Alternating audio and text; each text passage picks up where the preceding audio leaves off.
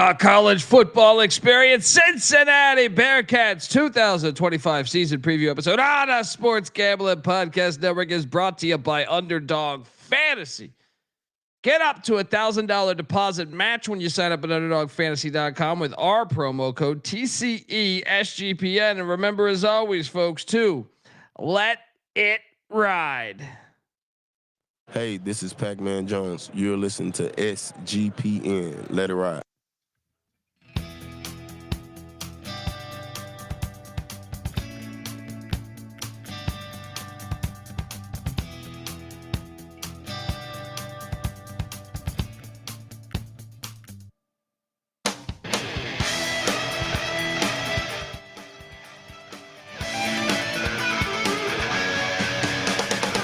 Yes, yes, yes. Woo! Welcome to the college football experience, Cincinnati Bearcats style 2025 season preview episode. Yes, we are talking Bearcats. Big season there for Scott Satterfield and company as year 3 in the Big 12 now. Year 3 in the Big. It's been a little rough seas. Now, a lot of people will say that's what happens when you jump up to the Power 5. But also, Luke Fickell happened to leave. I think it might have been a little more smooth sailing had you not been breaking in a brand new head coach as you jumped into a new conference. But they're an exciting team to talk about. They're an exciting program. You know what's great about this program is me and Patty C, who I know Patty C's on a hiatus. Shout out to Patty if he's listening, because this is one of his teams. I think we have been lobbying for Cincinnati to be a Power 5 school since like 1995. And we like to think that we made it happen. All right. Exciting times, even though the first 2 seasons haven't gone as planned in the P4 or 5, whatever the hell they're calling it these days. YouTube.com/the college experience. We're breaking out all 136 teams in the land. Don't forget my Nixon tapes, the Pick Dundee Nixon tapes out there. Secret episodes with coaches. No YouTube, no video, just on the podcast platform. iTunes, Spotify, Stitcher. Get out there and grab them all. If you're wondering who the hell you're listening to, that's fair. My name is Colby Swinging Database Dan, aka Pick Dundee. That's not a pick. This is a pick. He was raised in the land down under, where a man thinks on his feet, speaks with his fists, and lives by his wits. When Dundee happened, he was a superstar. I'm probably drinking too much and celebrating too much and not sleeping. Would have killed a normal man, but no, that's gone. The medical advice I got from that was like being hit by lightning. Pretend it never happened and get on with your life. Oh boy, some of the best uniforms though. Like that intro, the black uniform, that shit is fire. Some say the best uniforms in the state of Ohio. Some say that. Pretty good. Where you at with Skyline Chili? Love it. There we go. Big fan. I am joined by my co-host. He does love Skyline Chili. Give it up for former staffer at Austin Peay with the Governors, South Carolina with the Gamecocks, and West Virginia with those Mountaineers, Ryan McIntyre, a.k.a. Money Lawn Mac. How are you, brother? What's up, man? Yes, Big 12. Bearcats, big year for Satterfield here in year number 3. Let's talk about it.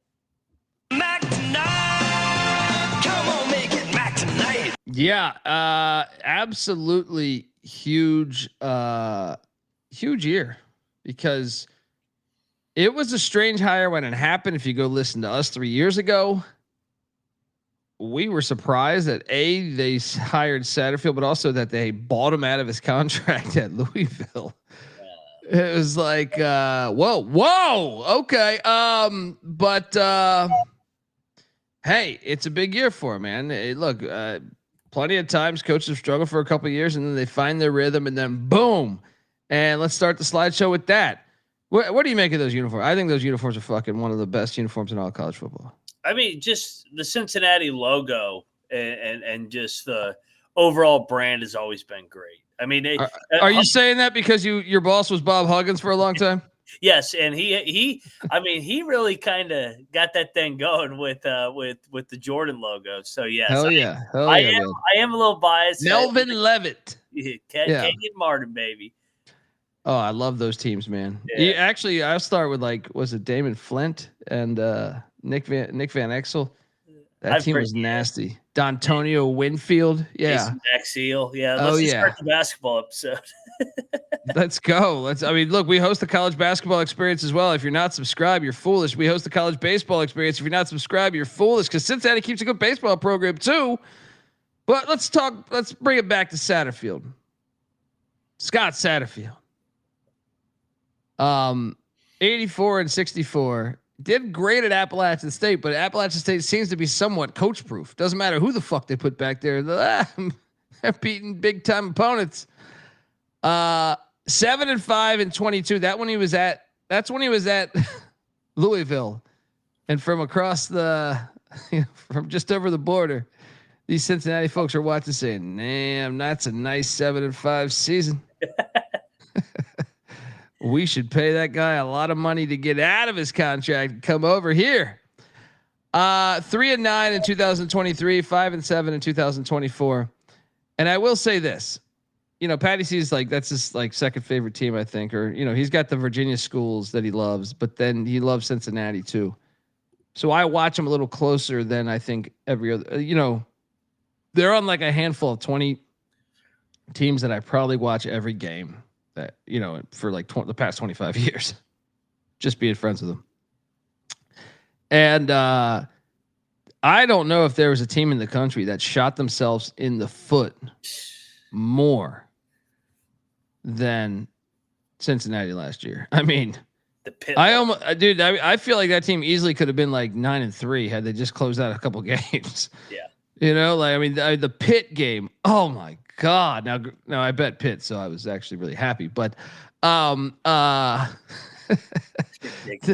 dude, there was a lot of games like that where you're just like, what the fuck? Of course they beat Arizona State, the team that won the conference. I know Levitt wasn't playing, but still. Where are you at with Coach Satterfield? Yeah, I'll try and be glass half full. I think we get a little spoiled in the portal era with guys like Cignetti that just walk in and all of a sudden win 10, 11 games and, hey, we're in the playoff. Satterfield, yeah, he took over a good program in the AAC, but you mentioned it, transitioning into a new league.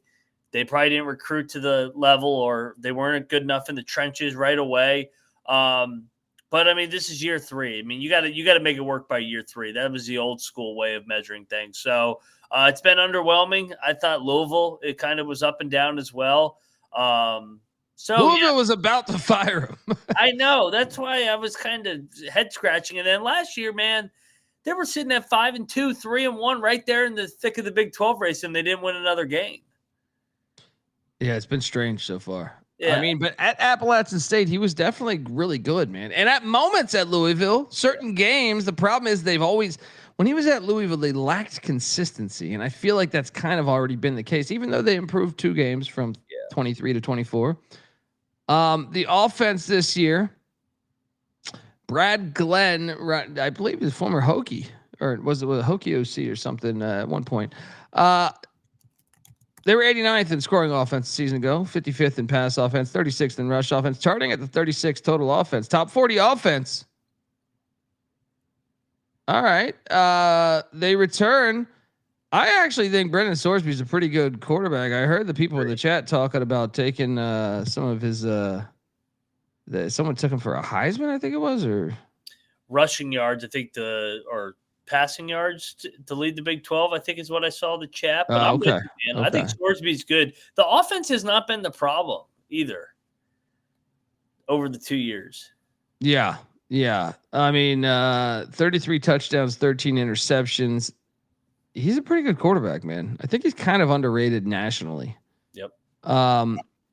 At they bring back him. They bring back tight end Joe Royer, who is a beast, by the way, and 2 of 5 on the O-line. That's it. Now, I don't think you should panic if you're a Cincinnati fan, because I listened to Coach Satterfield at media days, and he hated his receivers last year. Yeah. He basically chalked up a lot of their losses, he was like, we couldn't get anything down the field. So no wonder why no receivers are back. Yeah. That makes sense. Okay. They went to the portal. They brought in Tawee Walker from Wisconsin. He's going to start. Isaiah Johnson from Western Carolina. What up, Weehawk? Caleb Goodie from Colorado State. Noah Jennings from Charleston Southern. Cyrus Allen from Texas A&M. Jeff Caldwell from Lindenwood, and that's one that he mentioned. He thinks Jeff Caldwell is going to be a secret weapon here in this Big 12 from the penitentiary known as Lindenwood. Patrick Gerd coming in from Ohio State, and then on the O-line, Joe Cotton from South Dakota. He's a beast, actually. I host the FCS College Football Experience. South Dakota had one of the best offensive lines. That was a late pickup too, I believe. Latulipe from Albany, the Great Danes. Tarantayo from Ball State, all on the offensive line coming in. Mac, it's another year in this quarterback system. This will be his third year in the system. I'm going to say this offense is going to be better than 36 in the nation. How about you? Yeah, I mean, so year 2 was Sorsby in this offense, and he had a good solid year last year. Yeah, they got to replace Kiner, but Walker from Wisconsin's a productive back, and like you said, bringing back some of those offensive linemen. I think the receivers will be an upgrade from last year, like Satterfield said. Yeah, shout out to Daniel Cady in the chat, our boy. Now the defense, you touched on it. That's the thing that's hilarious, man, is I was just like, preparing, going through Cincinnati history. Part of what I love doing this, if you couldn't tell, is, I'm a football junkie. So I like going through the history of just everything with the program. I mean, even to the point of like ancient coaches that coached there way back in the day, like Sid Gilman and shit.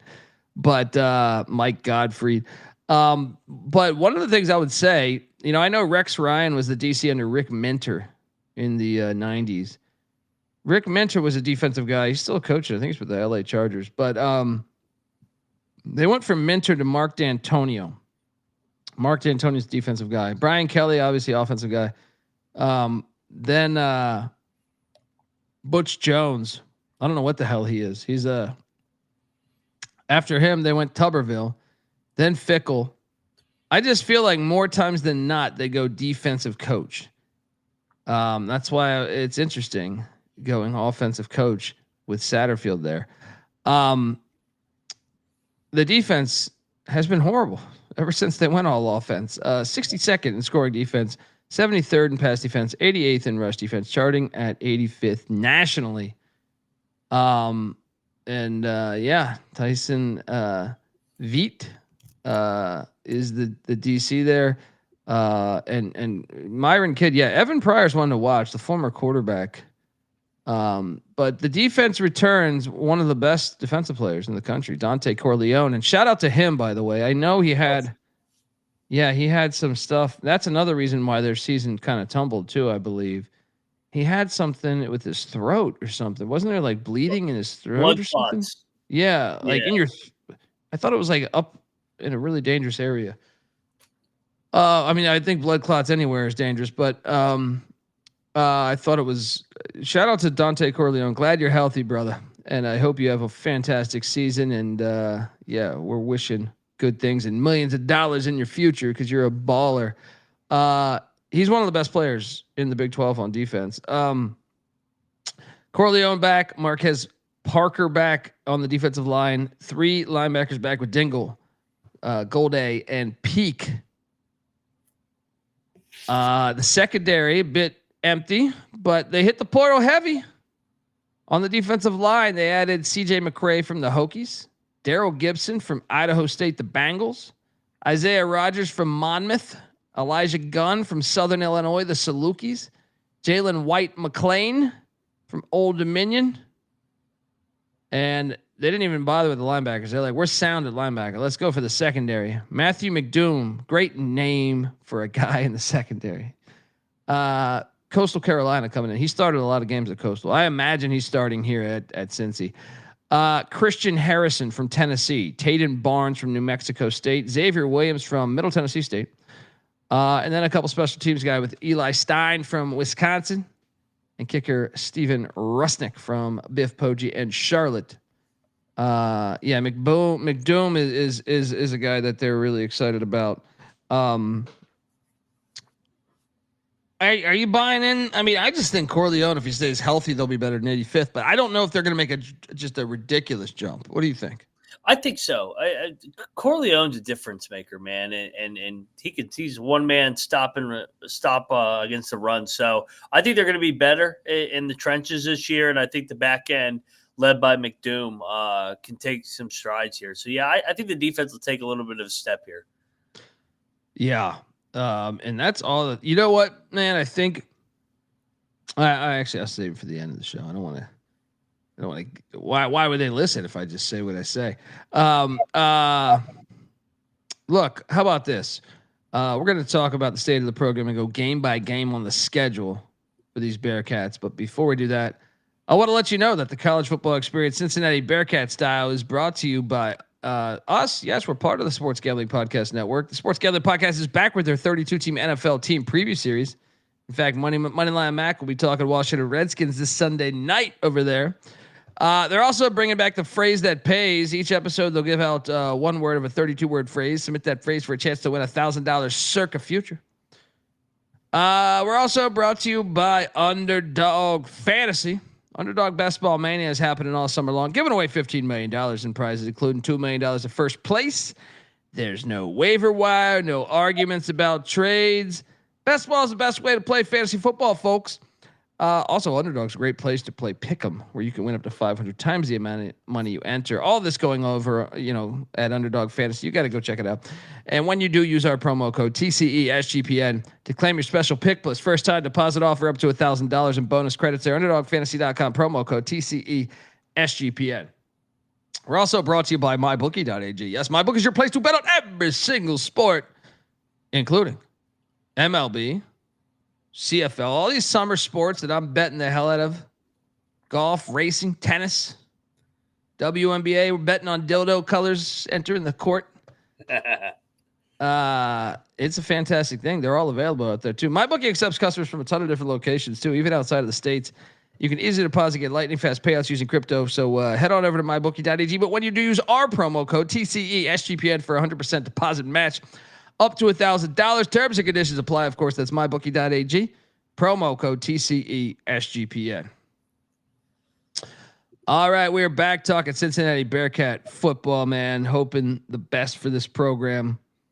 So part of it is they have been fire on the coaching hires for the most part over the past 20 years. I was talking to Pat Narduzzi. He was on Mark D'Antonio's staff about his time at Cincinnati at ACC Media Days. We were chatting for a minute about that. But coaching does matter, obviously. And that's part of that's almost like the heart of state of the program. Fan base is another one. Stadium is another thing. And boy, Nippert. So this is what's tricky. Nippert's 110 years young, but 110 puts it at 1915. But get this, they've been that's just when the stands were built. The field they've been playing on since 1900. That's fucking incredible, man. 125 fucking years of football on this field. God bless you, Cincinnati. I will say this. Look, this is a fire-ass stadium, but they have added a couple things that I'm not the biggest fan of some of the things, but it's still fire. Look at that right there. That's a fire shot. The Cincinnati Bengals used to play at this stadium. It's really that art building on the left, that white art building that reminds me of like a spot in LA. Yeah, get rid of that. That's the only thing, and that's kind of a newer wrinkle, I think, on that thing too. But that stadium is fire. I love that old building at that far corner end zone right here. And the fact that everyone that's ever been somebody at Cincinnati has played on this field is fucking awesome. I love this stadium, man. But it got a little wacky with that white building, but I mean, it's still. That's why I couldn't go 10. I love the history. They've been playing on the field for 125 years, but that one white building. Look at that shit. These fuckers were playing on that field. All right. Who do you think the best player was out of that bunch? It's the guy holding the ball, right? He's not putting up with your bullshit. said, guys, get over here. We got to take a photo. What about that guy on the left? He's got a black eye.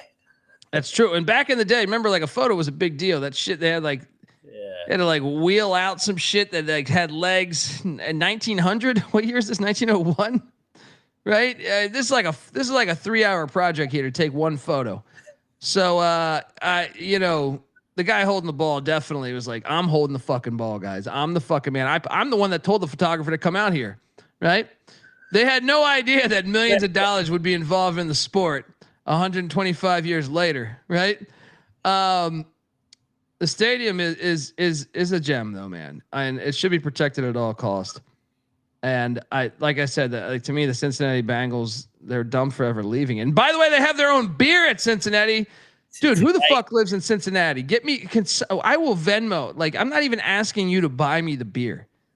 I'm saying, who lives there? I'm trying to support their NIL, man.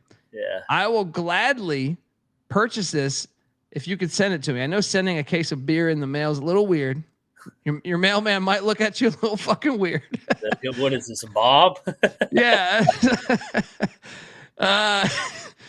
Look, get creative, but I want some Cincy Light, damn it. All right. It goes to their NIL collective. Shout out to them being forward thinking on this. Look at that shot, Mac. That shit's fire. What do you give this thing 1 to 10, man? I'm at a 9, but some of the new structures making it look like they're going Art Deco. All right.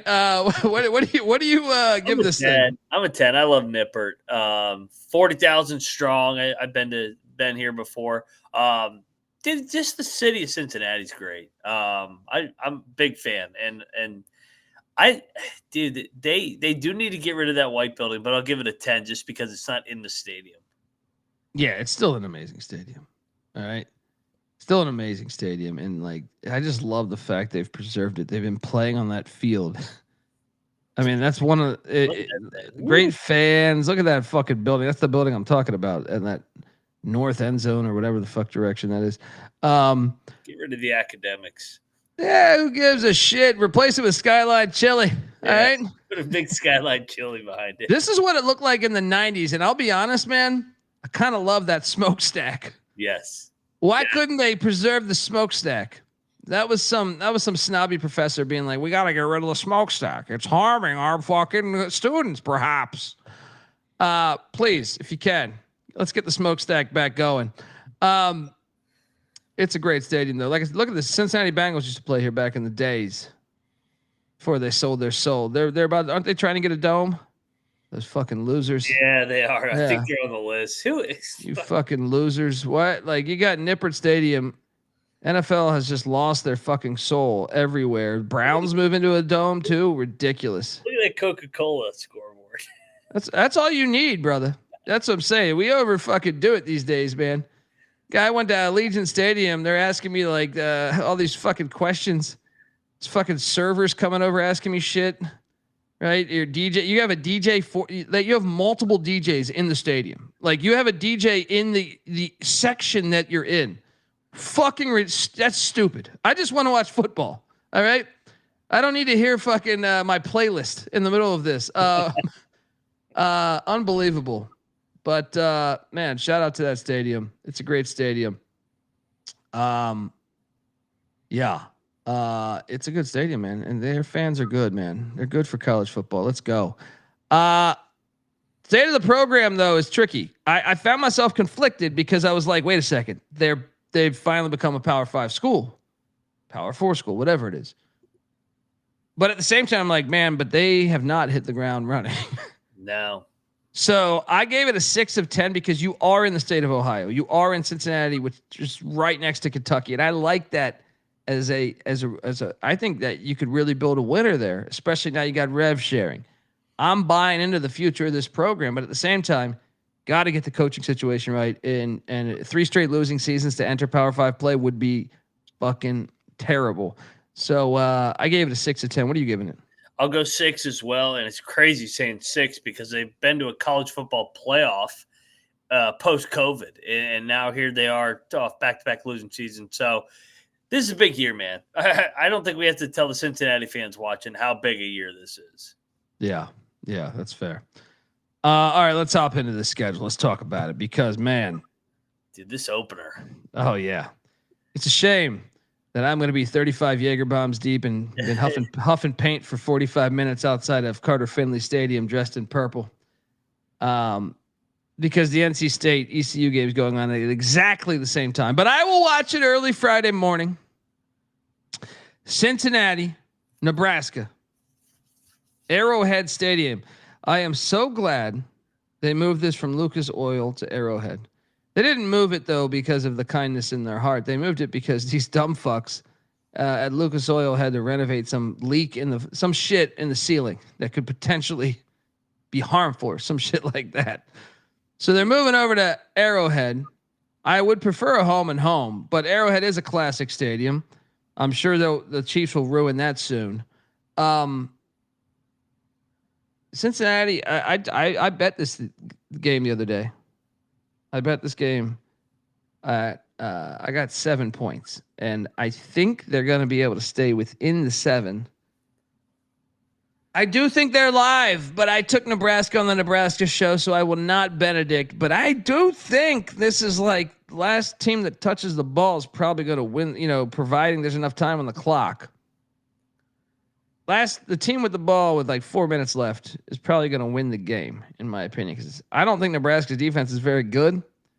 I don't think Cincinnati's defense is very good. If anything, I might even bet the over. Yeah. Tonight. What are you doing here at Arrowhead? First off, I'm taking the points. I haven't seen anybody give Cincinnati a shot in this game, and I disagree. Like, how many times have we seen Nebraska choke away a game that they should roll in this game, and they'll have the crowd, expectations high. They will have the crowd. Yeah, I'm with you. I think Nebraska is going to win by like a field goal, but I'm with you. I think Cincinnati has every shot here to pull off a statement win. This would be a great win for them and the Big 12. It really would. It really would. So Owen, game. What's that? Say that again. Travis Kelce game. It's at Arrowhead. That's true. He's a Bearcat. That's a guy that might be on some serious money. Is he still dating that broad? Yeah, I think he's still dating that chick. What's her name again? Well, I was just saying if she gets if they get married, yeah, all of a sudden he gets some of that Ted Turner money. Next thing you know, Cincinnati might be buying some players. He's got that beer company shit too, Garage Beer. Haven't had it. Is that good? Get that Swifty money. Yeah, that's what I'm saying. That Swifty money's legit. All right. I remember Michael Jackson buying the fucking Beatles like recordings. Yeah. And I was like, how's that possible? Michael Jackson had more money than Paul McCartney. He outbid fucking Paul McCartney. So I know that Swifty money must be something ridiculous. Yeah. Kelsey, my ass. Like, I mean, Kelsey's obviously he's paid, but it's like the Tom Brady Giselle thing. Giselle was making like $500 million over like 5 years or so. I don't know. It was something ridiculous, but 0-1. What the hell are we talking about? Week 2. Flag on the play here. Get this shit out of my face. You fucking losers. You piles of shit. Miami, Ohio is supposed to be the battle, the victory bell. What are we doing here?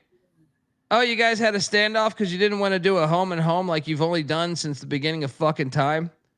And you replace them with Bowling Green, which, okay, that's regional. I like it, right? Eddie George. But this game should be Miami, Ohio. Failure on all accounts. And I can't help but think that you're not scheduling them because Miami, Ohio started to beat you a couple times. They did win at Nippert last time. That's what I'm saying. This is bullshit.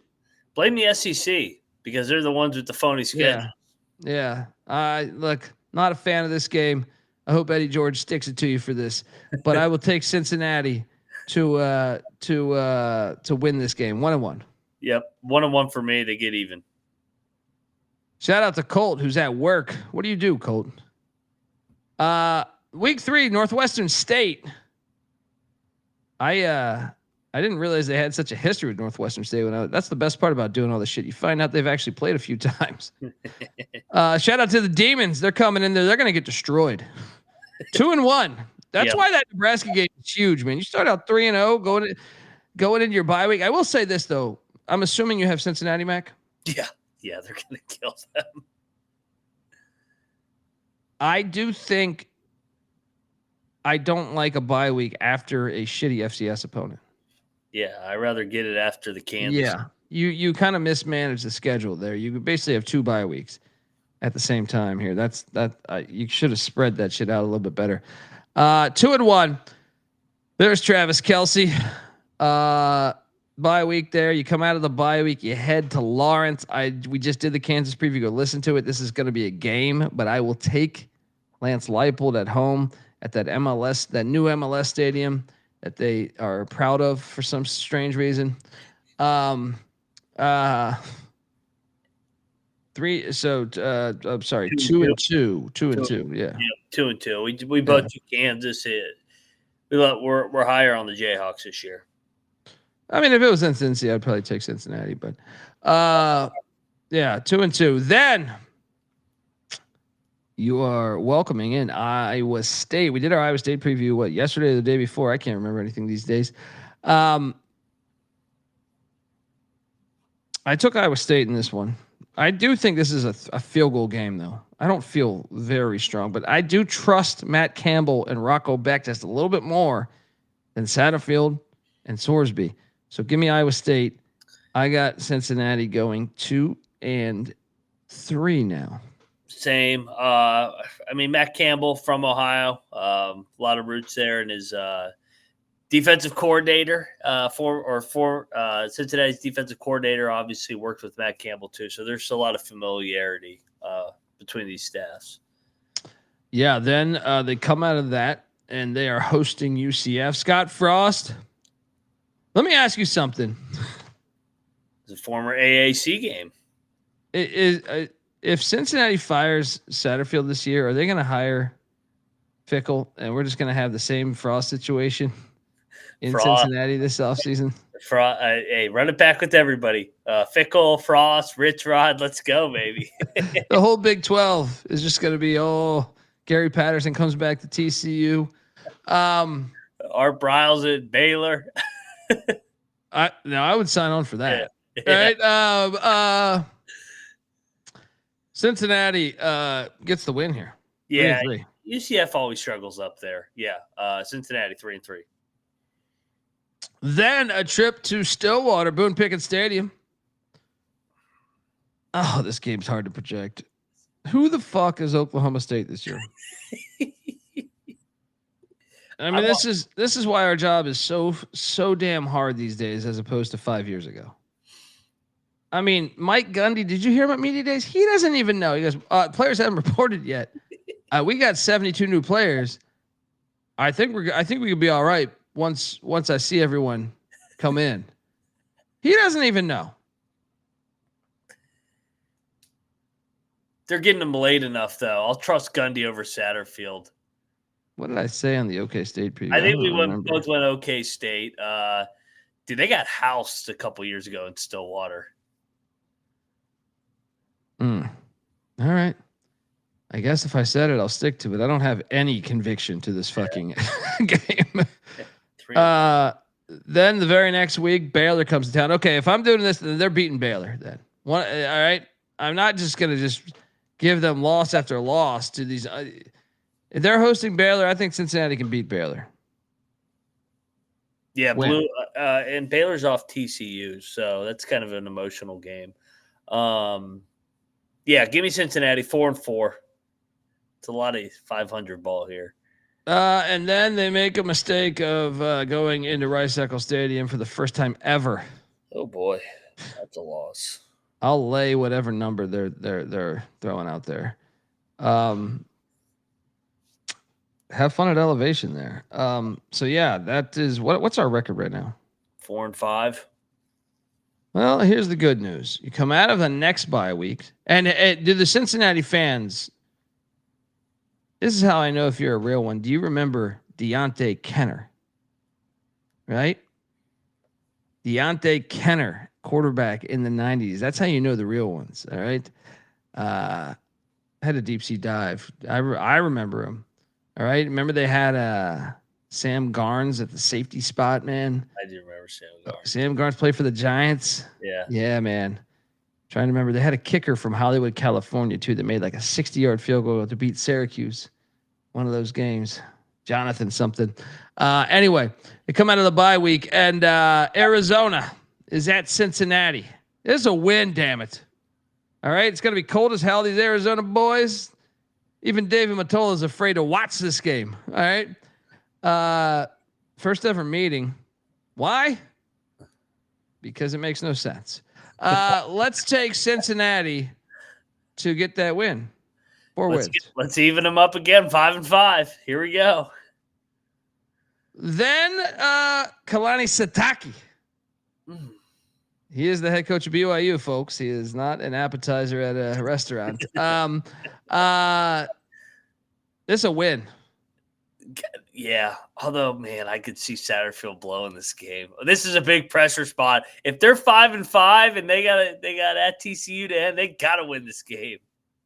That is true. I mean, by that point, BYU would have figured out the quarterback spot. So it is a tricky game. Yeah. BYU on the line of scrimmage can play. I still like Cincinnati though. I gave Cincinnati the win when we did BYU, so I'll stick with it. 6-5.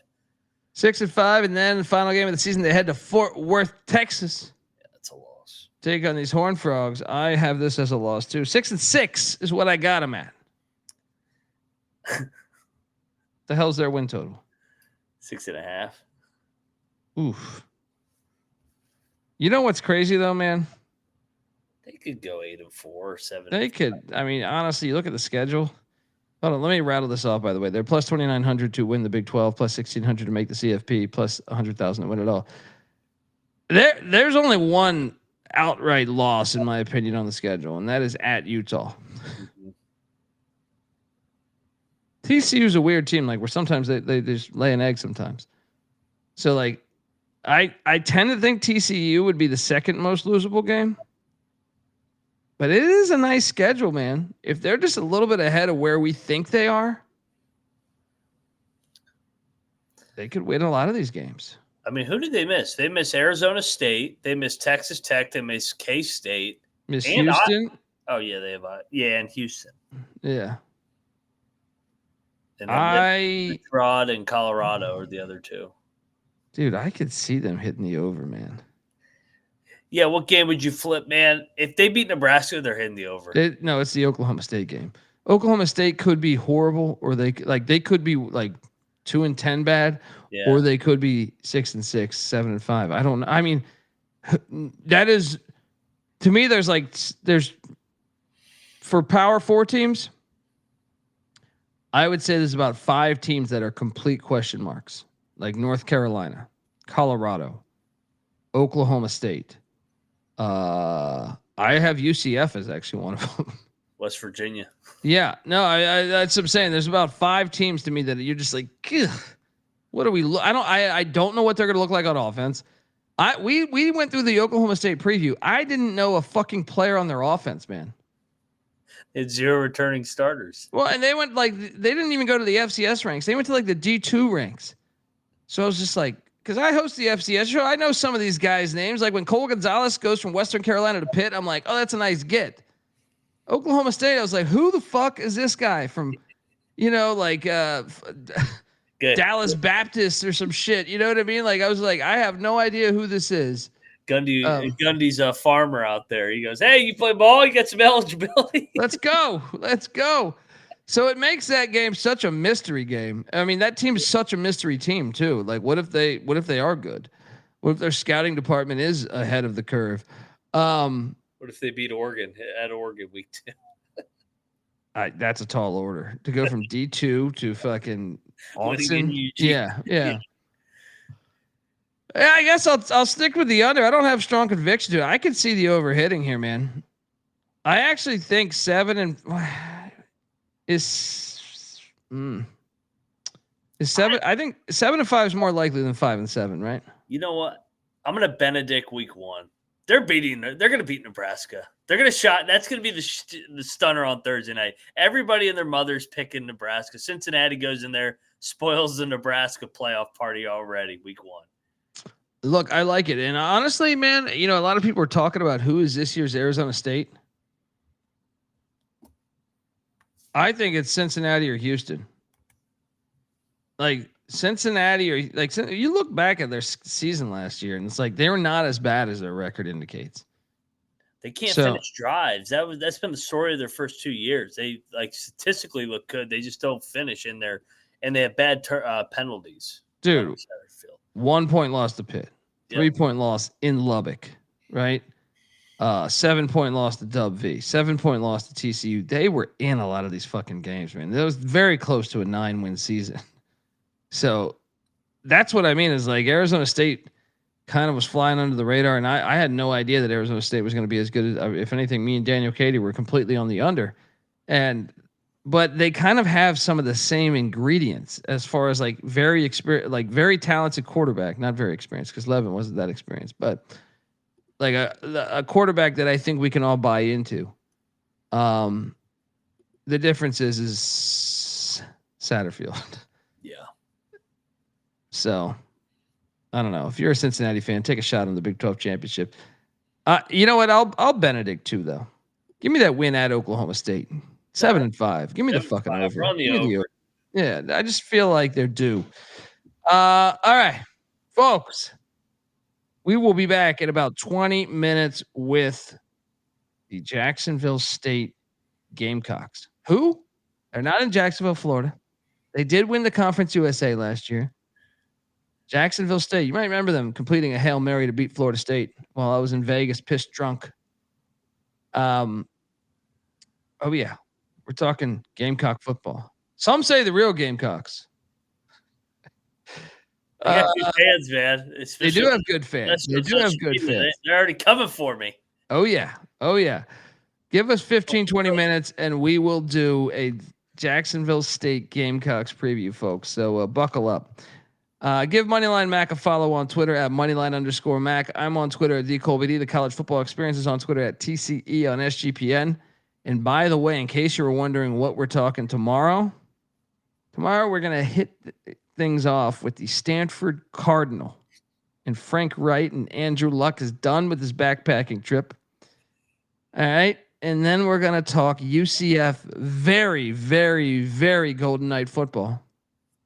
And then we're going to conclude it with Scott Satterfield's former team, the Louisville Cardinals, who looked great once he left. I got to call a spade a spade. Yeah. Anyway, Jacksonville State, 15, 20 minutes, folks. Buckle up. Let's go Gamecocks, all right? Bearcats, we're on the over. Not a lot of conviction, though. All right? And let me ask you this, Mac, before we get out of here. If they do fire him, who would be on your short list? I know I'm hot potatoing you this, but like Fickle might get fired. Would you actually call him to come back? Or are you just like, hey, I don't know if I would. I don't know if I would, but they would. That was such a better job. That was like the premier job in that league. Cincinnati's not the premier job in the Big 12. They need somebody that can over. What if Brian Kelly gets fired? You call Brian Kelly back? Oh, yeah. I would hire Brian Kelly in a heartbeat. He'd be great there back with his family. Yeah. An Ohioan accent. I'm thinking, who else could they call that would who would be a home run hire for them? Would it be Andy Kotelnicki, perhaps? The Penn State offensive coordinator? Would they give him a shot? Yeah, Kotelnicki would make sense. I'm trying to think who else. Unfortunately, they didn't hire Marcus Freeman. Well, he was already at Notre Dame at that point. Yeah. But I mean, would they hire Hartline? They might try to. I don't know if he takes it though. He might be promised something, but he's an Ohio State guy. He played at Ohio State, so maybe though. Maybe. What about, would they hire one Chip Kelly? He hates college though. Well, college is pro now, basically. Yeah. So have fun explaining yourself now, Chip. All right. I take that's a no. Okay. Yeah. I'm just trying to think. What about Eddie George? What if Eddie George takes Bowling Green 8-4 year one? Probably too soon. Yeah. Probably too soon. I'm looking at our list of coaches over here. Neil Brown? They don't call Neil Brown? No, I don't think so. Hey, let me tell you something. Don't hire Neil Brown in Cincinnati. I'm trying to think who could be that home run hire for them. Kotelnicki's intriguing to me. Who'd be good from the MAC? I mean, the Mac's right Matt there. Campbell would be the fucking home run. Yeah, but he's from Ohio. He would, dude. I think he might. What about Cradle? Toledo? Wait. Candle. What did I say? I was Cradle? like, yeah, I was like, you got Chris Creighton and Jason Cradle or Candle. I mixed. I was like Cradle. It's like he talking FCS. Who the fuck is Cradle? What about Jeff Monken? I thought about Jeff Monken. Do you think they run the triple at there? They're not. They wouldn't do that, but they should. Chadwell, Liberty. I like it, but I think he's gonna be like Southern or Virginia Tech. So we'll see. But anyway, we hope Satterfield stays there. Scott, if you're listening to this, we're not wishing you to be unemployed. We're on the over. All right. But it's fun to just, throw the shit out there. Anyway, folks, we'll be back 15, 20 minutes with Jacksonville State. This is the college football experience, Cincinnati Bearcat style. You better start thinking about yours. And we are out of here.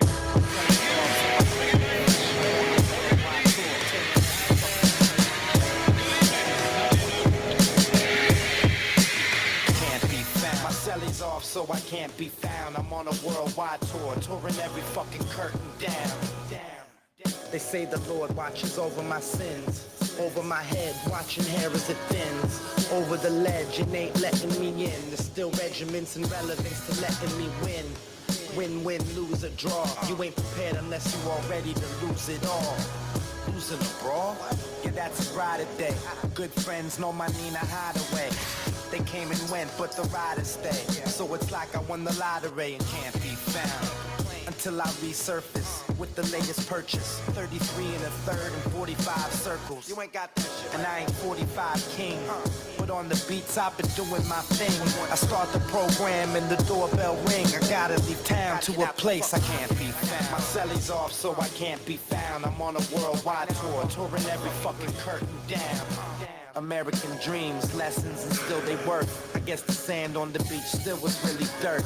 Now I'm going home, flying over Rome at 30,000 feet. Like, damn, is that really Earth? I see the killers work on walls, familiar turf.